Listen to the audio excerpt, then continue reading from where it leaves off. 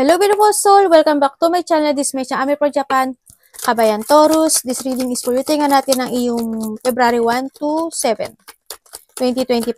Salamat po na sa aking mga subscriber, new subscriber, cross-watcher, at sa mga bagong pasok dyan. Welcome na welcome kayo sa bahay ni Ate Aimee. Salamat din sa nakataba ng puso ninyong mga comments. At sa mga nagpa-personal reading, maraming salamat po. Kung gusto niyo na energy nyo lang talaga ang gusto nyo makuha natin, all the details para sa personal reading ay nasa baba ng video na ito.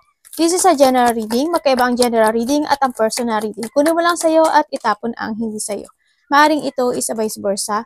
Energy po, energy ng person mo o energy ng malapit sa puso mo. Nangyayari or mangyayari pala. Use your own intuition, lawakan natin ang ating isipan. Ang dami yung energy sa mundong ito. Pag hindi naman ito tumugma at hindi nangyari sa buhay nyo, ibig sabihin ay hindi nyo to energy. Yun lang. Okay? Kaya sana is maunawaan ninyo. Huwag nyo masyadong dibdibin ito. No? Gawin nyo lang itong gabay para sa inyo. Siguro naman naiintindihan nyo naman ang general reading. Okay? Thank you.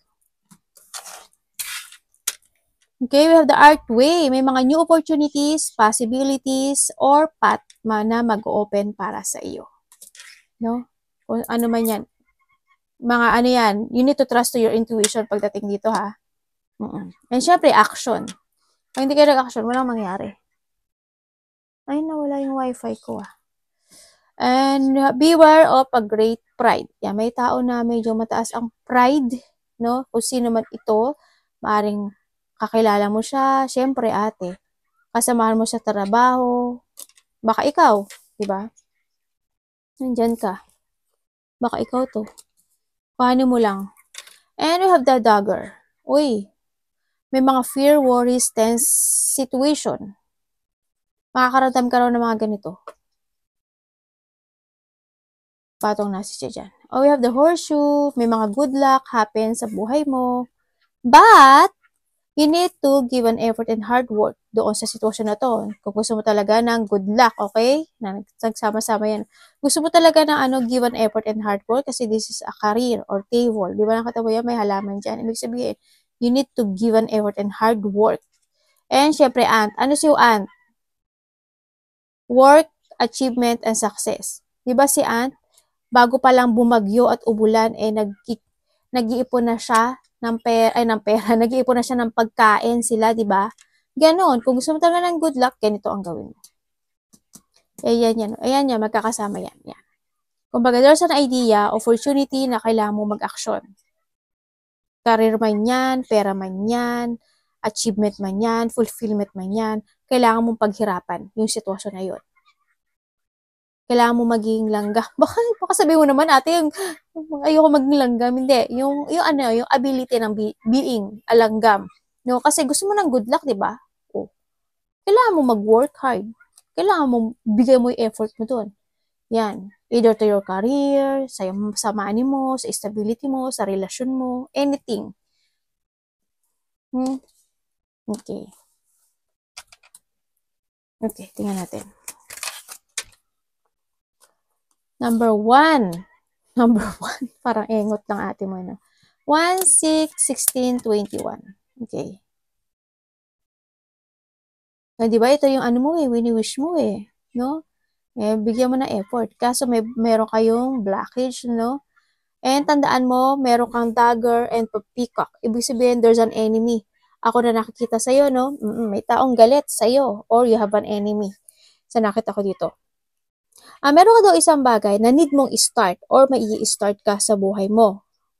Yun na nakita. Kailangan mo talaga. Kailangan mo magkaroon ng transformation this time. It's need to transform, it's need to take it action or mag-start ka na talaga. May mga gagawin ka na kailangan na pagbibigyan mo ng iyong energy or you're doing your fashion na or either activity, ganyan, makaka-receive yung iba sa inyo ng information, communication, maaaring news or messages, no?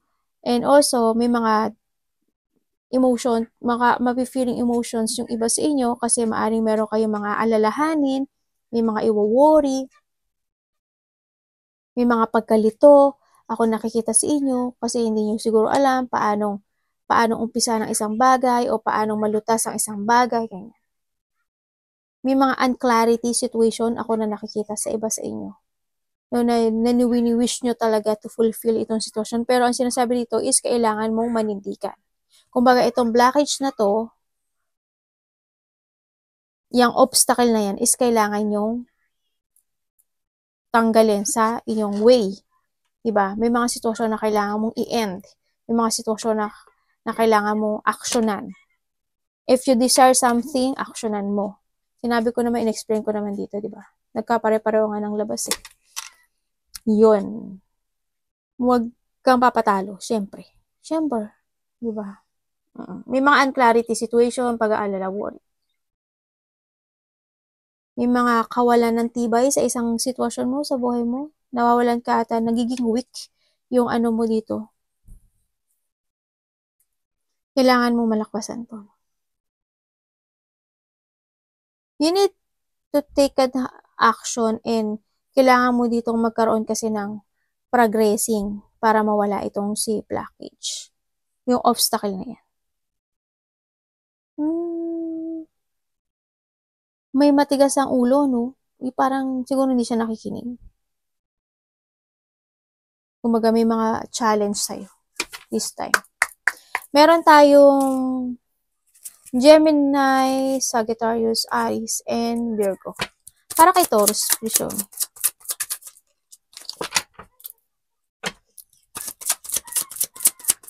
Yung iba dito, maaaring there's an inspiration ako na nakikita sa iba. O yun nga, desire, inspiration. May inspire kayo pero kailangan yung malakpasan to, ha? Sa pera man yan, sa career man yan, basta anything na gusto mo ng good luck sa buhay mo. Para kay Taurus, vision.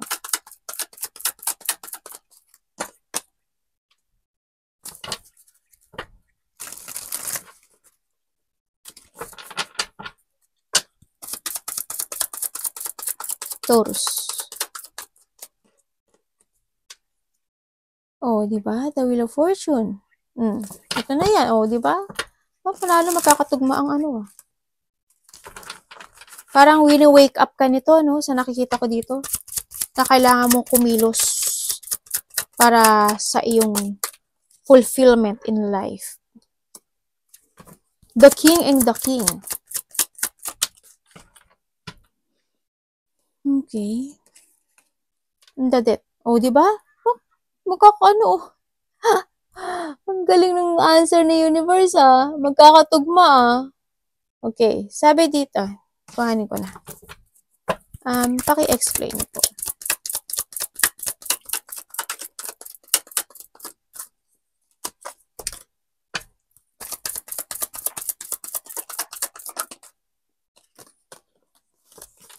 May mga may mga dapat kayong baguhin. Kailangan mo talaga dito is a transformation. Ano yan, King? Puro ka, King, ah. Ay, talaga? Bakit? Bakit? Sandali, ah. Sandali. May something. Explain nyo po. Sa akin.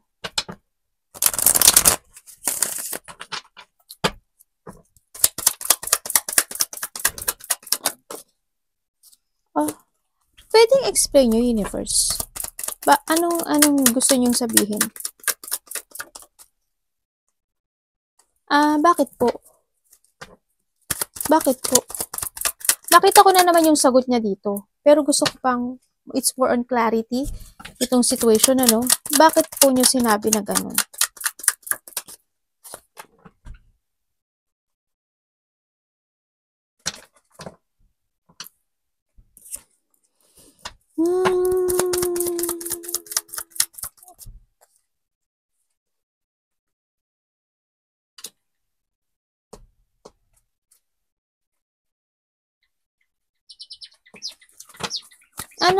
Ano niya dito? Sitwasyon na to. Oo nga po. Nakausap ko yung card eh, no? Kausap ko si card eh. Ayoko talaga magsalita na hindi nanggagaling sa card. Promise. Hindi ako ayoko ng gano'n. Sabi dito, may isang tao na nagkakaroon ng pagsisinungaling. Kasi there's a corruption, maari ko ito is related to your trabaho, boss, or kapatid, or businessman yan. May tao dito na may corruption. Ako nakikita, maaring sarili mo, di ba? Yung iba sa inyo, baka sarili mo o kakilala mo to. May tao na there's a corruption, o may pagsisinungaling, may pandaraya, may something na hindi totoo, no? Nagkakaroon ng unfairness. Kumbaga, may hindi equal dito sa sitwasyon na to, na ang sinasabi na you need to release yourself, kasi mali itong desisyon na ito, andito yung good ka sa sitwasyon na to, kasi itong sitwasyon na to is nagkakaroon siya ng restriction or may isang sitwasyon sa buhay niya na matagal na may issue or matagal na may masamang ginagawa itong sitwasyon na to or hindi maganda yung sitwasyon na to, na maaring sinasabi niya na kumbaga may unfinished business, nagkakaroon ng restriction, may mga situation na kumbaga hindi maganda itong sitwasyon na to, na kailangan mo daw ngayon na mag-move forward. Kumbaga kailangan mo ng renewal, mag-move forward, mag-take ka ng new opportunity, take ka ng new idea, mag-move on ka. Kumbaga, kailangan mo ng ibang direksyon, sinasabi dito. Kasi, itong sitwasyon na to is nagkakaroon ng panggagamit. Nagkakaroon ng, kasi wala rin pakailam itong sitwasyon na to kung masasaktan ka o hindi, mapapaganda ka o hindi, as in wala siyang pake. It's more on obsess, it's more on user siya. Hindi daw magiging maganda yung bunga, kumbaga, nito, sitwasyon na to. Kasi may mga natatagong lihim or anak baba, may pupo, may mga hindi sinasabi. Ano to? Yun. Anak, may pupo. Pinupuan mo yung ano ni mami, card. Yun. Kasi it's more on unfaithful, no? Sa relasyon mo man yan, sa trabaho mo man yan. Yun ang nakita ko. Pero, pinapakita nitong sitwasyon na to, na itong tao na to, or ikaw ito ha, na hindi yung care. Hindi yung pagpapahalaga. Kasi itong tao ito, napakagaling niyang makisama. Magaling siya makisama. Okay siya. Actually, ano siya, parang nire-respeto mo siya or nire-respeto siya ng marami siguro, ganyan. Magaling siya makisama. Ano siya, very creative thinking, ganyan. Hindi mo mapapansin na may issue siya na ganun. Hindi mo mapapansin dito sa tao na to. Ganyan. Kasi andun yung parang ang wise niya, parang magaling nga siya mag-advise actually eh. Yan. Andun yung sincerity nitong tao na to. Andun yung pagiging mature nitong tao na to. Hindi mo mapapansin eh. Oo, andun yung ano niya eh. Compassionate, yung maawain na tao sa nakikita ko dito. Pero, para meron siyang dark side itong tao na to. Well, kuhanin mo kung sino siya sa buhay. Iyon ang sabi niya. May tao daw na gagamit sa'yo. At gagamitin ka lang niya. Universe, ano po si Wheel of Fortune dito?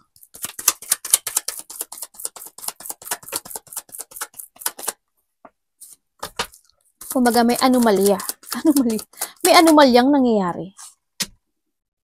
Iba naman sa inyo, maaring meron kayong mga sitwasyon na hanggang ngayon is hindi mo pa yun nare-resolbahan. Kumbaga may mga unresolved justice. Ganyan. Maaring related to money. Maaring may mga nagsinungaling sa'yo. Maaring may mga nanggamit sa'yo. Ganyan. May matigas din ang ulo ha. May tao dito na kuhanin mo lang sa'yo. May tao rin ako nakita na parang is more on material. Ganyan. Bakit po nandito si Seven of Coins? Hala, ano na naman? Diyos medyo. Yan ba yan? Anak, saan nakadikit yung ano yun? Pupo niyo.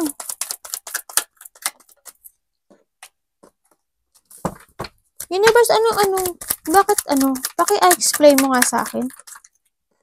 Bakit po? Ano nga po ba? Ayun pa, natanong na ako ng tanong, no? May mangyayari po ba? May something po ba dito, Universe?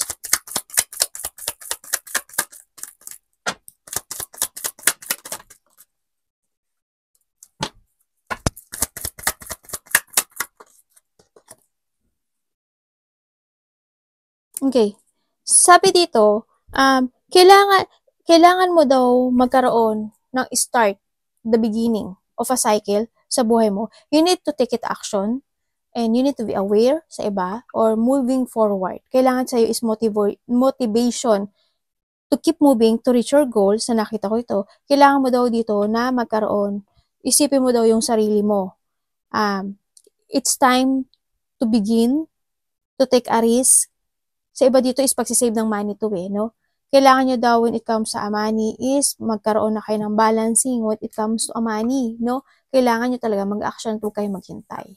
Nang maghihintay lang, no? Kailangan mo mag-take a risk. If you want to be stable in your life, is ganun daw ang gawin mo.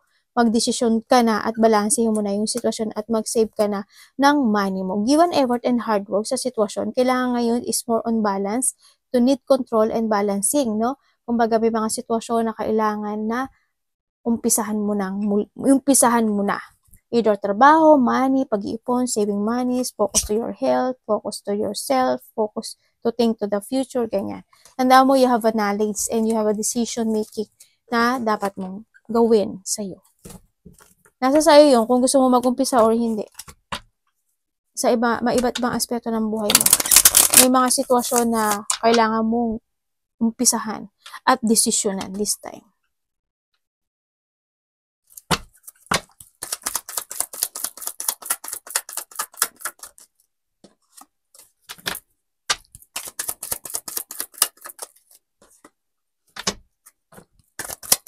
Ambet na dito si ano. Okay. Ay, ano po namin to?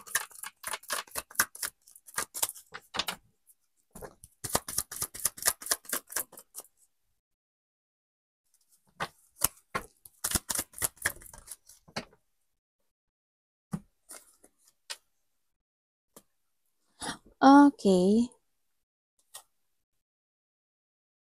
There's a sadness situation, ako na nakikita dito kasi may isang sitwasyon sa buhay mo na hindi mo kayang alisin o hindi mo kayang i-let go o i-cut sa buhay mo, no? Sa nakita ko dito. You want to release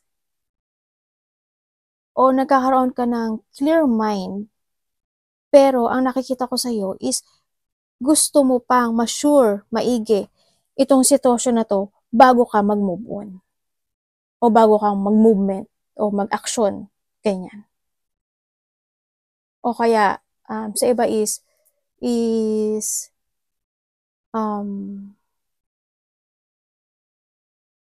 kasi why? May tao kasi dito na nagsisinungaling. May tao dito na kuhanin mo lang sa'yo doon na may tao nagsisinungaling, may tao na gumagawa ng chismis, ginajudge ka niya, ginagawan kaya ng usap, no?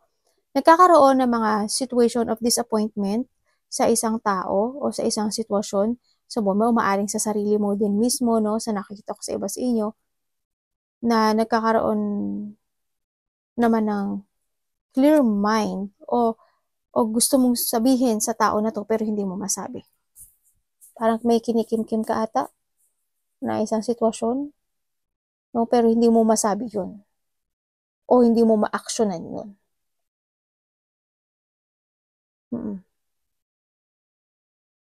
Kasi you want to release yourself doon sa sitwasyon eh. Maaring sa sadness, sa disappointment, o sa mga nangyaring hindi maganda in your life, pero hanggang ngayon maaring palagi mo pa siyang naiisip yung bagay na yun. o yung situation na yun. So, nakita ko dito. Yun. May may taong, cold. May tao na bitter. May tao na parang ang sungit niya. Ganyan. May taong nagsisunod. May taong may sikreto rin. The Death shown. Ay, devil talaga? Ano ba yun? Devil daw.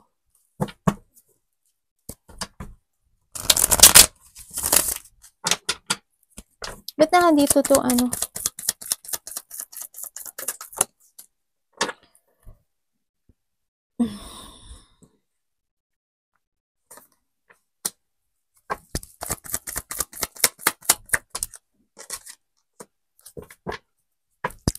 ba't na nandito si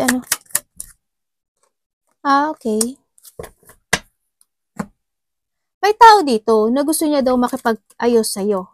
Dapat a new beginning, mahalaga ka daw sa kanya. Namimiss ka niya, naalala niya yung mga memories from the past. Ngayon gusto niya bumalik sa'yo, gusto niya mag-sorry sa'yo, or vice versa tayo ha. They want a union and togetherness na medyo natatrap itong tao ito. May pagkasakim o makasarili itong tao na to, no, sa nakita ko dito. Pero gusto niya makipag-ayos sa'yo. Sa iba naman sa inyo, parang gusto niya makapag-communicate sa'yo. Dito tao na to. Nandito yung pero sabi dito maging aware ka raw. Kasi parang may problema itong taong to.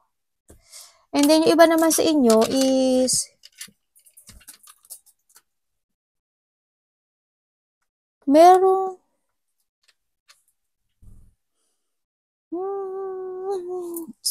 kunin ko sa iba sa inyo, money related to no? Money, trabaho. Kasi why? O relationship. Kasi why? Ang nakikita ko dito, meron kang gustong isang sitwasyon na gusto mong desisyonan sa buhay mo. Pero natatakot kang gawin yun. No? O if you want to cross road, parang natatakot ka. Para to sa unknown situation na yun. Kaya nakikita ko sa'yo, you still trapped. Parang gusto mo mag-let go o mag-move on or magkaroon ng paglipat o pag-alis, parang something ganun. Parang may gusto kang i-end na sitwasyon sa buhay mo, pero natatakot ka. Nakakaramdam ka na from the unknown. Paano mangyari? Paano kapag ganyan? Paano pag ganun? Parang may ganun ako sa'yo. Kaya nakikita ko sa'yo na natatrap ka dito sa sitwasyon. Kasi maaaring ikaw is matagal ka na rin dito sa sitwasyon na to. Diba? Maaaring iba sa inyo, matagal na kayo dito sa sitwasyon, kaya maaaring hindi ka makapag-decide, no, sa iba sa inyo. Tingnan nga, anak ba baka? Titingnan natin si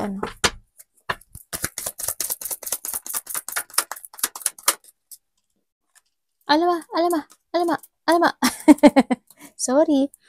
Ay, aray ko, itay. Ay, nagkakanda si mami.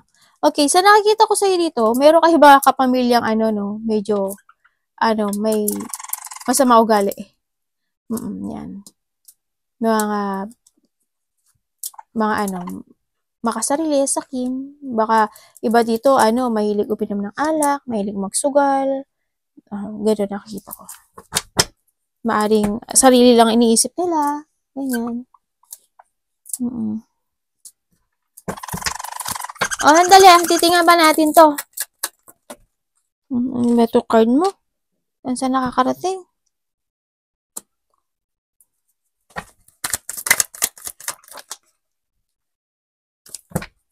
Naku po, may makikipag-usap sa'yo may makikipag-usap sa'yo.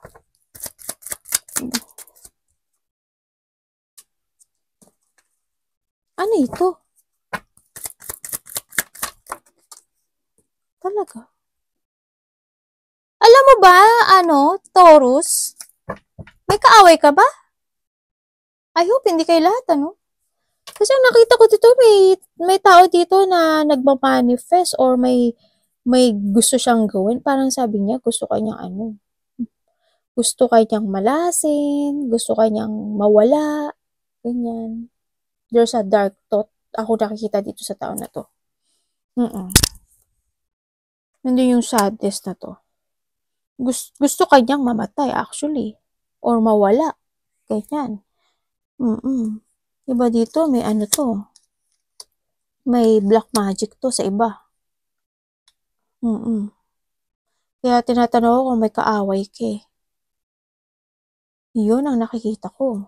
May taong galit kasi. Hindi man siya black magic pero gusto kanyang mawala o malasin. Dito. Nagpapagawa siya. Tinitingnan niya yung social media. Huwag kayo maglalagay ng mga ano nyo sa social media. Pero may taong masama ang ugali. Ako nakikita dito. Pwede ano nyo. Yung iba dito magulang nyo to. Halimbawa tatay, nanay. Ganyan. O iba dito karelasyon. Na medyo bago siya. Na medyo may pagsisinungaling or may pagkasakim. Baka syempre pag bago hindi mo pa mararamdaman na yung totoong ugali, di ba?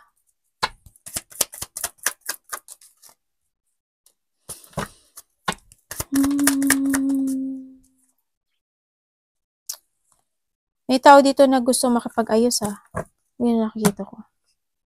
May mga uncontrolled situation na maaaring ma-stagnant ka. Ganyan. Malalack of direction ka raw. May mga conflict, may mataong may sama ng loob or puot. Ganyan. Magkakaroon ng distraction in your life. And then, may mga struggle actually. Struggle. Siguro di kayo lahat kasi general to, no? Paano mo lang yung ano? Pag hindi naman sa inyo, diba? Huwag na kayo dumagdag sa negative ng card, okay? Ipanalangin nyo na lang ang kaligtasan ng lahat. Okay, arigato namaste, God bless.